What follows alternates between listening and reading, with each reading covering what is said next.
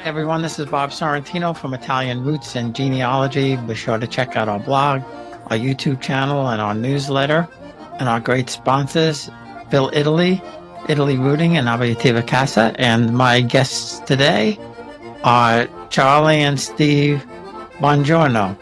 And I kept thinking I'm going to say Bongino, I'm going to say Bon Jovi, but I got it right. So welcome, guys. Thanks for being here. Thank you, Bob. Nice to be here. So I'm gonna start with Steve because he's closer to Italy than Charlie. So Steve, when did your family arrive into the United States, and when did they come? Okay. Where did they settle, I should say? Yeah, well, my father and mother were born in Stromboli. It's an island, if you don't know, just north of the coast of Messina in Sicily. They were both born in Stromboli. My father was 10 years older than my mother.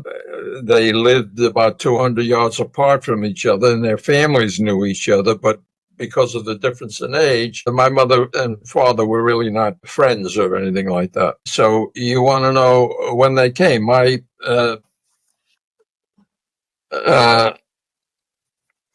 came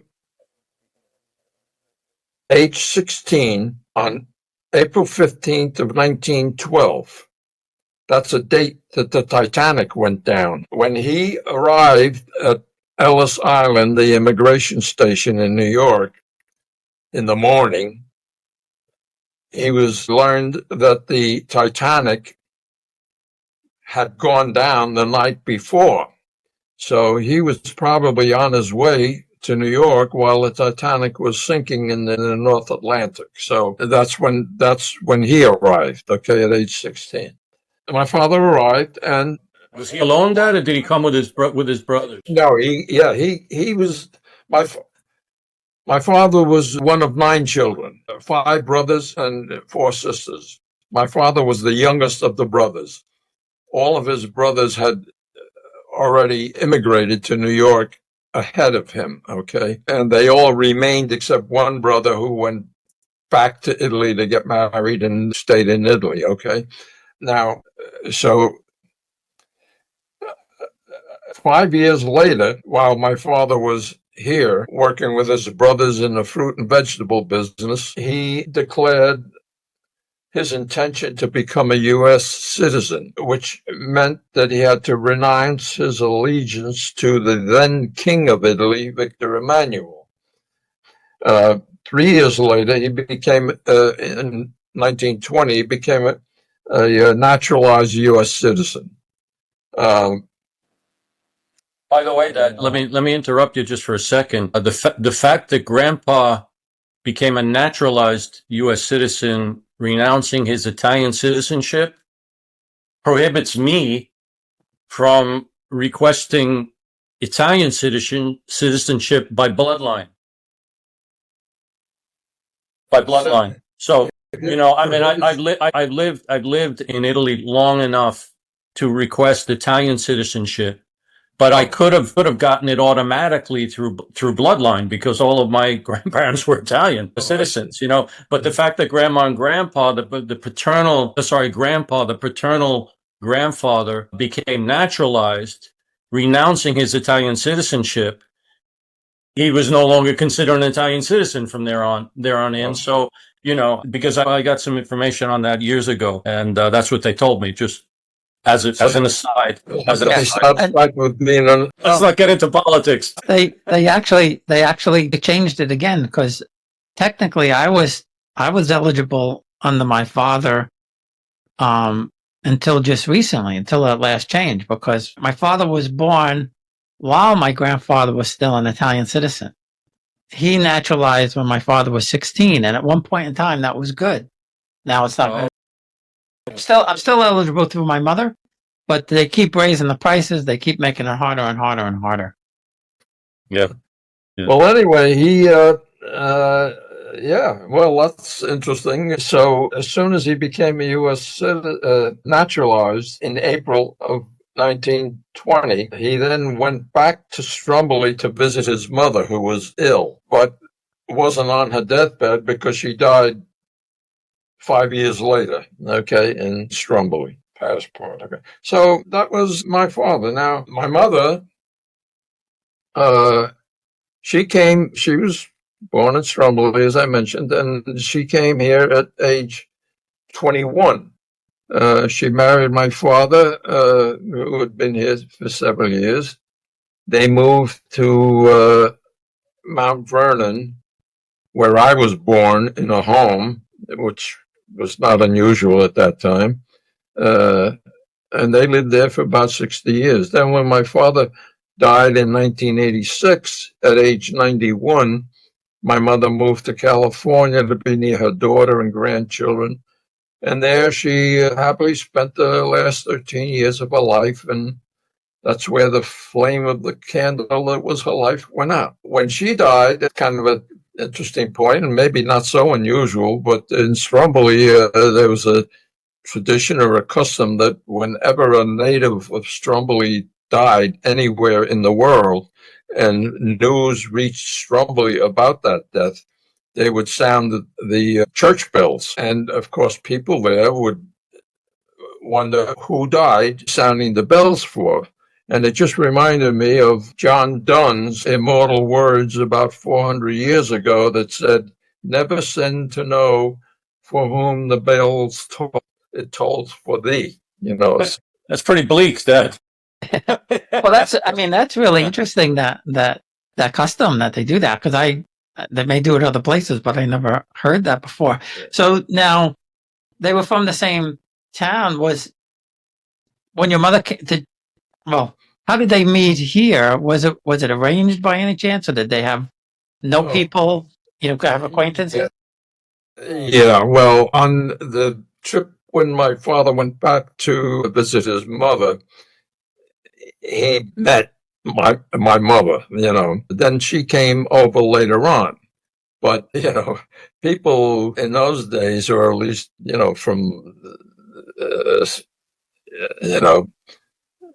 small areas in Italy, when they got here, everybody lived in the same community. I grew up in a community predominantly Italians, and they were Jewish people there too. So they knew each other, and I don't think it was arranged, but you married somebody that you knew, and that's the way it worked out.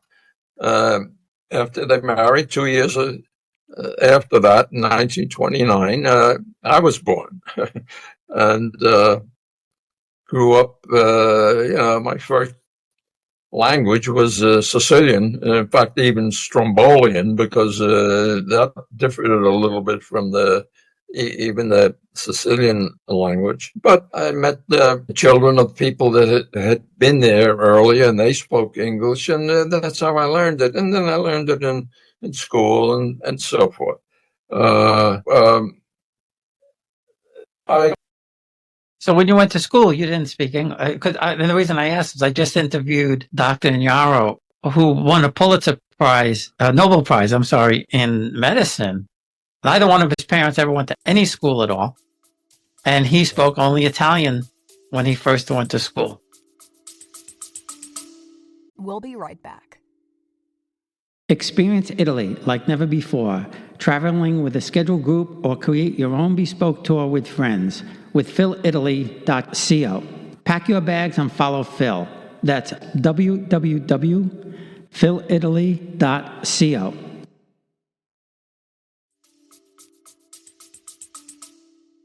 Wow. It's really against the odds, isn't it? Yes. To become a Nobel Prize winner. No, by the time I started kindergarten, I could speak English. In the house, we spoke the dialect for the most part.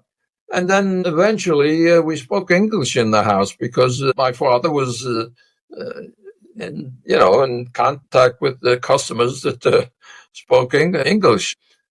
Little by little, my mother learned it, and so it turned out that way. But I was always interested in the language, and when I went to college, I studied it, and the grammar was a tough part, and I took 3 years of Italian. Most of it was Italian literature, Dante Alighieri and so forth. Uh, uh, Excuse me, just a second. Maybe you didn't even realize it, but I remember as a child when we would go to Grandma and Grandpa's house, and particularly when you spoke with them on the phone from our house, you would speak with your parents in English and Sicilian dialect within the same sentence. really? Yeah, within the same sentence, you were using some English words, some Sicilian dialect words, and Steve and my brother and my sister, we were looking at each other like, what language are they speaking? It's like you could understand some of the words, but what's the rest of that going on? You're absolutely, and With your mother, particularly with grandma, you did well, that. because she wasn't. No English. Yeah, she wasn't as proficient in English. Yeah. Yeah, it's funny you say it because I remember the exact same thing. Especially my mother, her family, because we were there all the time. But my aunts and my mother, they would drift back and forth from Italian to English, like I said, in the same sentence. My father, basically, he always pretty much spoke to his mother in Italian. I remember him just speaking Italian to her, and I had no idea what they were talking about. Well, let's jump forward a little bit. I went to college and I had during the Korean War. By the time I graduated, the Korean War had ended, but they were still sending soldiers to. Graduated in 1953 in May or June or sometime, and by October of 53, just months later, I was drafted, into the Army. And many there were two people that didn't go to further tank training within the U.S. One was a German national who was in the U.S. Army and would become a citizen afterwards. And me, they had me pegged for an interpreter, which I was really not, with the Sicilian background that I had, that wasn't so good. But anyway, based on that, they sent me to Livorno, which is on the west coast of Italy. And I got there after a 14-day trip on a ship from New York to Livorno by way of Casablanca and the Straits of Gibraltar. It was an adventure for me, to tell you the truth. But when I got there, they said, there's one thing we don't need over here, and that's Italian interpreters. And the camp there in Livorno was a supply depot for forces in Austria. So they sent me up to Austria, Salzburg, Austria. At that time, Austria was occupied by English, Americans, French, and Russians. Okay. So I got to go there, and, because I already had my accounting degree, I landed a desk job in regimental headquarters in Salzburg, Austria. It was a beautiful town. You felt like you were centuries ago, because everything was old and antique. But it was a very upscale town, affluent citizenship there. And many times they resented the fact that they were being occupied by, where we were, by Americans. But anyway, I was happy to be there. And I had relatives in Sicily. My father's brother that was in the States went back to Italy to get married, and that's where he was, in Sicily, in the Catania area, a town called Acciaiuoli. And in the Christmas of 1954, I got to Salzburg in April 54. I had some time left, and so I decided to go down and meet and visit my family.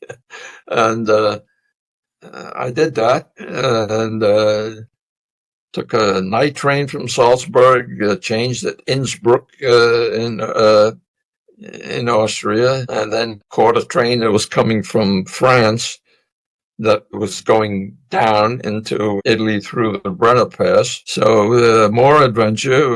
Went through the towns of Bologna and Florence and changed trains and by the way, it was, around in Rome, and then from Rome, another train to take you to Sicily across the Straits of Messina. the whole trip took like a day and a half. And I traveled third class, which meant at that time the seats were wooden. Oh. Yeah, they were wooden seats. But I was young, and in good shape, and I didn't mind. It was looking forward to more adventure. So I got down to eventually to Acciaioli. My uncle had three daughters, all still young, in their 20s, maybe not married. They were all, happy to see me. I was happy to see them. They showed me around the area, Catania, beautiful park there dedicated to an opera composer, Bellini. Yeah, it's a beautiful place. Anyway, while I was there, when we went grocery shopping with my uncle, he insisted that I wear my army uniform. He wanted to show me off, to the local residents, and he did that. And then he said, "Well, okay, you're here. Your family all comes from Stromboli. Your aunts and uncles are there. So we're going to go to Stromboli from Sicily." And we did that. We stayed overnight in Messina, I think it was, and took a boat to Stromboli. Well, we got there, and I met my father's oldest sister, Giovannina, her name was, and her husband, who had been the mayor of Stromboli in the past. And so she invited me to dinner and asked me what would I like to have, chicken or a rabbit? Well, I never had rabbit. So I said, I'll have chicken. So I said, very well. They went in the back, killed the chicken, and that's what we had for dinner that night. Yeah. And so that was good. On the way back to the house that we were staying in, it was the house of another brother of my father, who wanted to marry someone in Stromboli that came from a wealthy family. And the father of the bride, the one he wanted to marry, said, "You're not going to marry my daughter until you have a house for him." So he built a house, which I'm not really sure whether he actually lived in the house or whether he went to the States before that. But that's where we stayed, okay, in that house. On the way back... Excuse me, legend in Stromboli says that they never lived in the house. He built it. He showed it to his wife's parents. He said, "No, now I have a house. Can I marry your daughter?" And they said, "Okay, you have a house, and so you can marry the daughter." And he married her, and they went to the United States. They never lived in the house. And they never lived. On the way back, it was dark, and the moon wasn't very bright that night. So we were all going back with oil lamps because there was no electricity there at that time. No electricity, no running water. The water came with tanks every so often, and I don't know how they got it to the homes, but the homes collect the water from the roof, the rainwater, and that drained into wells that they had. So it was very primitive, to say the least. But it was a real change of the way of life. So were there cars there? Because I interviewed somebody who left my mom's hometown in 1960. And he said there were 2 cars in the whole town. No, there's no cars there. No cars. There's no cars there. The streets are too narrow. They have now, what are they? What are they? Mopeds, little mopeds, whatever. Mopeds, yeah. No, they were. You just walked around, and you didn't really need a car because the village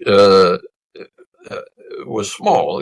Maybe I don't know, a couple of hundred people at that time, but everybody was leaving there because you couldn't make a living there. You grew olives and capers and things like that, and so forth. So my my father's father, I heard he got bits of information. I don't know where I got it, but he at a time had a job on a ship that went back and forth from New York to Italy, taking imports and exports, And while he was in New York one winter, the Hudson River froze over, and the boat wasn't able to leave New York until it thawed. Waiting for it to thaw, the Brooklyn Bridge was being built at that time, so he worked as a laborer on That's so funny. the Brooklyn Bridge. Yeah.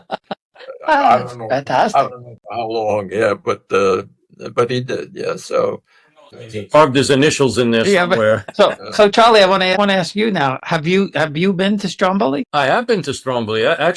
My first visit to Stromboli, I was about the same age as my father was during his first visit to Stromboli, because I did a semester in London, my junior year in college. I did a semester in London, and after the semester, it was the spring semester, and after the semester was over, I decided to take a train from London all the way down to Italy to meet the same relatives that my father's talking about and their children, who were just about my age.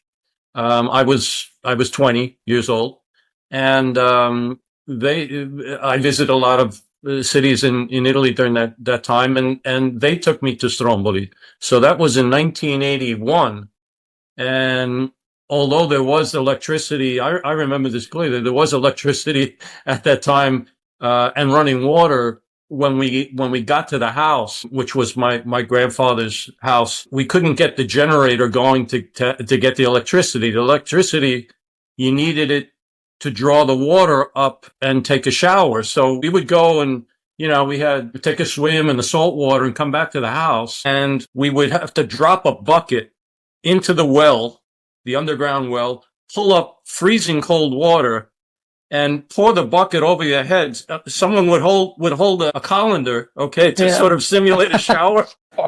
And that's the way we would rinse off from the salt water. And I'm like, this is 1981, and I'm taking a shower. I'm taking a shower with a bucket of cold water. And that's interesting that say that, because one of the guys in the club, Dr. Nick, I call him Dr. Nick Di Guglielmo, he left Italy from a small town, Avellino. Probably he's a little younger than me, so probably around 1960 or something like that. And the exact same thing. He said we had no running water. We had no, and he said when he got here, the Long Branch in New Jersey, he said he was amazed. He said we all had a room, and all of that kind of stuff. Yeah. But plus, Bob, to just to give an idea of how things change over time, that small primitive island with no electricity, no running water is now a home. A Dolce and Gabbana have a summer home there. Yachts come in during the summer with celebrities, Sting and Robert De Niro and Naomi Campbell, they're regulars at the place, so it's, what was pretty. They don't have the calendar over their head with the. No, not at all. Giorgio Armani comes down with his. That's amazing. Yacht. It's unbelievable. It's unbelievable. And when his first trip that he just described, going there, when I learned that he was going there, I said to my wife, I'm going to go over and meet him and surprise him. And so I contacted my cousins who knew I was on the way, but Charles didn't know. Okay. So on quick notice, I got a flight to Rome, then to Naples and so forth, took the overnight boat from Naples to Stromboli. It's an overnight trip. And when I got off I don't know, was there a port there at the time? Or there's a port. There's a port. And one of the big activities in Stromboli is to go and meet the ship when it comes in, or go to meet the ship when it's leaving the island, which happens, twice a week, basically. That's not that often that people have nothing to do, so they go and meet the ship and see who's debarking that day. So when I got there, that's what we did with the rest of the family, and it was a big surprise. That's nice. Yeah, because before they built the port, the first time that I was there, no electricity. People getting off a ship that had to go to Stromboli had to be unloaded from the ship onto rowboats, and the fishermen would come in the rowboats and take the people to the shore where everybody was waiting for who's coming to Stromboli, sometimes relatives, and even if they weren't, that was an event, as Charlie pointed out. That's amazing. So Charlie, so how did you wind up in Italy, living in Italy? Question. That visit, which was my first time to Italy, I kind of fell in love with the whole place. You know, the food, the traditions, the culture, the way of life. And although I was born and raised in New York in an Italian American family, but I'm totally American in terms of how I was raised. Somehow in Italy, I felt a little bit comfortable there, and I enjoyed the challenge of learning the language as well. And so that was my junior year in college. And so when I went back to New York, I finished my degree and looked for a job. I was determined to find a job in an international company where I might have the possibility to be posted overseas. And so I started working in New York for an international insurance broker, an employee benefit consultant. And we had offices in, I think it was like 40 or 50 countries around the world. And after I did a 3-year training program there, which pretty much unknown nowadays to do a 3-year training program. That's when companies used to train. Yeah, that's when you got training. When you got trained. And after about 2 years, they were looking for someone in the Milan office, someone young who would be cheap to move, sort of ready to go on. And the directors called me into their office and they asked me if I was interested in the position. It was in the employee benefits area because the markets were growing there for private pensions and private health care and things like that. And I said yes right away. And 2 months later, I was in Milan. Wow, that's fantastic. I was 26 years old. He was supposed to be there for 3 to 5 years, right? Right. Yeah, and that turned out to be 35 years. Exactly. I've now spent more years of my life in Italy than I have in the United States. Yeah, absolutely. Yeah, I had the opportunity to work in England for 2 years. Of course, I was much older and married, but they asked me, and I said, if my wife says it's okay, I'm gone. It is a great experience because I tell people, when you visit Italy, even if you come from here and you're Italian, all of that, you're not immersed in the culture like living in England. After 2 years, you kind of almost feel like you're English, and I'm sure it was the same thing with you, Well, I'm very comfortable here now. You learn the ropes, you learn the do's and don'ts. And so it took a while. It took a while with foreign Americans sort of used to efficiency and, not too much bureaucracy, at least at the time. It was frustrating, very frustrating at the beginning, trying to get things done.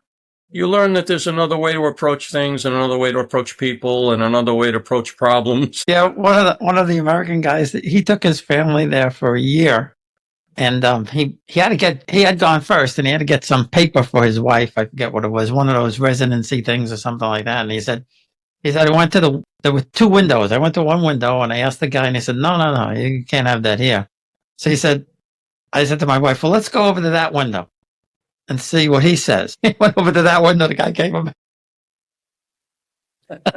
Yeah, when I first got to Italy, I mean, Italy was well, they were still recovering from the war, right? Yeah, I mean, it was poor. It was very, very bad. It's not at all the way Italy is today from my perspective. But turned out good. And so I left the home that raised my family in after being in there for 65 years in Farmingdale, Long Island. And I'm now living in a senior establishment, not assisted living yet. I'm in pretty good health for my age. Saturday, I'm going to be 96. So happy birthday. That's fantastic. Thanks. Yeah, I'm happy about that. But my grandson and his family live in Houston. They're coming up tonight, as a matter of fact. And my daughter, who lives in Maryland, is coming up tomorrow. So we're going to spend my birthday and Easter together for a few days. And I'm really looking forward to that. Do you get to do anything you want when you're 96? Yeah, anything you want and anything you're able to do. Well, you look like you're able to do a lot of stuff. I'm able to drive, okay, but my children don't think I am, okay, or they may think I am, but they're afraid of what might happen if I continue to drive. So I have a car here, but it's in my view all the time. But I absolutely will not drive unless I get the okay from, I guess, my oldest son. My daughter is absolutely against it. I call Dad, we want to see you get to 96 and 97 and 98 after 100 and, that. yeah. So, yeah. So, Bob, you Yeah, may be well- interested. You know, my father. I heard you mention on another occasion that you do a lot of you do a lot of genealogy research, or you did it for your own family and so forth. My father put together. Maybe you might be interested in hearing him talk a little bit about. He put together our family tree for as much as he was able to do so, and maybe Yeah, about- yeah. the process. You know. Yeah, well, the information I got was from relatives that I have here that came from Stromboli. The cousins of my cousins that live in Sicily, all three of them. The oldest one, she just passed away at age 97, but we were very close and we had a good relationship. And she helped me with the dates and things like that. And while I was in Stromboli, she took me to the church and she knew the pastor there. And we opened up the record books of ancestors to see what we could find as far as dates of birth and death. Yeah. And my grandfather, he was born in 1857. He died in 1911. And, yeah, so I never knew them, of course, and I never knew my other grandfather either. My mother's grandfather, who came from Stromboli.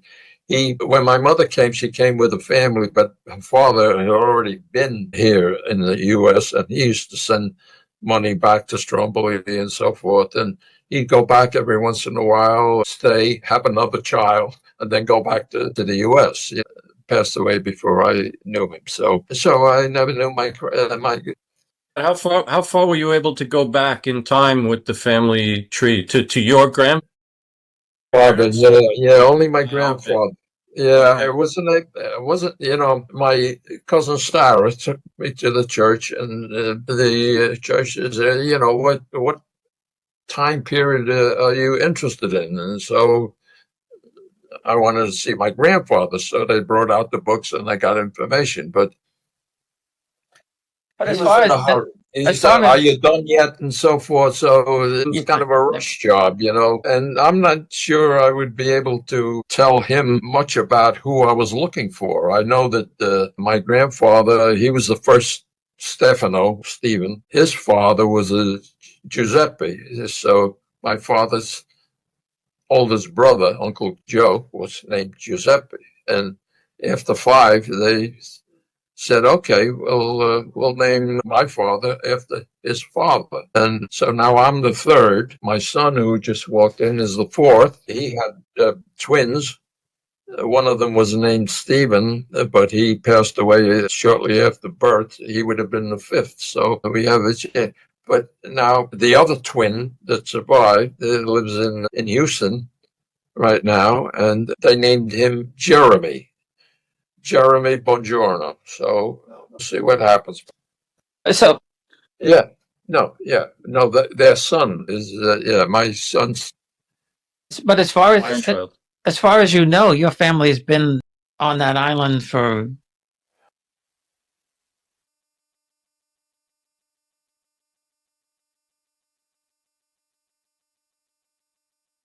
My parents, I call it Stromboli, okay?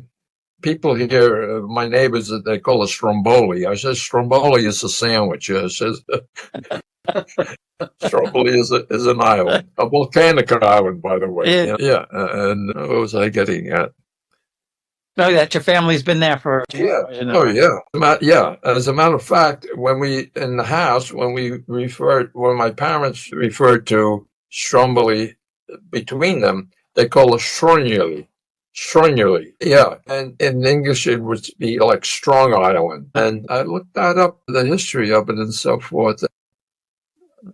I really forget the details of it, but we always said Stromboli, and people that were born there, when they referred to it, they never called it Stromboli. Yeah, they call it Stromboli. Yeah, that's Yeah, interesting. because at one time it was called Isle, but in Italian, yeah, it's kind of not clear to me. I know that they would dinner when all the families got together. They talk about Stromboli. Yeah. So as far back as I know, they all been on that island. That yeah. would be something to be able to go to find out. Yeah, back. yeah. I was. And it depends on the parish priest. Some of them are very open and forthcoming, and let you in, and some of them don't even let you in. My mom's hometown, he doesn't even let anybody in. Yeah. And so this guy, because of my cousin, if I had gone myself, you would have got it. Yeah. So he said okay, but he was in a rush. He kept looking over my shoulder. You got what you want, and so. It wasn't a good time to tell him to go back and take another book with the previous generation. So yeah,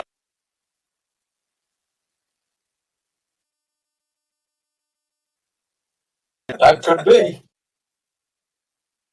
I heard one story. I forget who it was told me this story, but they I think it was a guy and his brother or cousin. The priest got one of the family members pregnant, and they beat him to death, and they left and came to America. Oh my God! Isn't that some story? That's yes. I heard a story yesterday from a friend of mine who told me something similar. In their family, there was a priest going back a few generations. A priest who fell in love with a woman and left the priesthood and got married. And when he left the priesthood, he had to. They took away his family name from him. really. So their children are have their family name is Esposito. Is a typical family name given to orphans. My father's father was in the seminary. He was studying to be a priest. He wasn't a priest yet. He was studying to be a priest, and we heard the story growing up that he used to say that my grandmother would come and flirt with him by the window. But then I found out from one of my cousins that the real story was my grandmother had money, and her carriage broke down in front of the seminary, and he was out there and he helped them fix whatever needed to be fixed, and they gave him a ride, and that was the end of that. I'm lucky to be here, I guess, is the moral of that story. Well, Bob, how did you get way? So you were able to go way back into your family history, right? How did you do that? Well, my grandmother came from two noble families. My father's okay, and so it was all documented. Once I made the connection, it's all there. Libradoro, all the families. My great grandmother, and I had never heard this name. Her name was a Caracciolo. So if you're ever in Naples, I mean, they were all over. Caracciolo. And so I think Gianni Agnelli married a Caracciolo. His wife's name was a maiden name. she might be a cousin of sorts. There's a million of them. They're all over the place because it's a huge family. It was a noble family. Yeah. Okay. And there were three branches. I'm from the Rosso, and then there's two others. I don't remember what the other two was. But when I first looked up my grandfather, because I knew he was from a noble family, he was Pirmalo. When I first put him in, Googled him, this record came up from the Libro d'Oro, and it showed him being married to this Emilia Caracciolo. So it made sense. His name was Nicola. My father was Nicholas. My godmother was Emilia. So all the names matched up, the dates matched up, well, everything matched up. And so I asked my cousin Louise, who lived with my grandmother, I said, "Did you ever know this Crotchlow?" She says, "Oh yeah, that was Nanny's mother's name." And I said, "Do you know how famous? Do you know who these people are?" I said, "They're like one of the most famous families in southern Italy." There's a main street in Naples via Calaccio. Yeah, Yeah, along the seashore. Yeah. So through the Libra d'Oro, I could trace back to the first Caracciolo in Naples to 950 AD. That's how far that family goes back. 950. AD. Yeah. And when we were in Naples, they took us to the archives. They pulled out, so it was like a deed or something from the King of France, I think it was, from like 1100, naming one of the Caracciolo's as whatever he was, whatever titles they bestowed Some kind of on him, title. whatever. But my 8th great grandfather owned much of current day Campania. Really?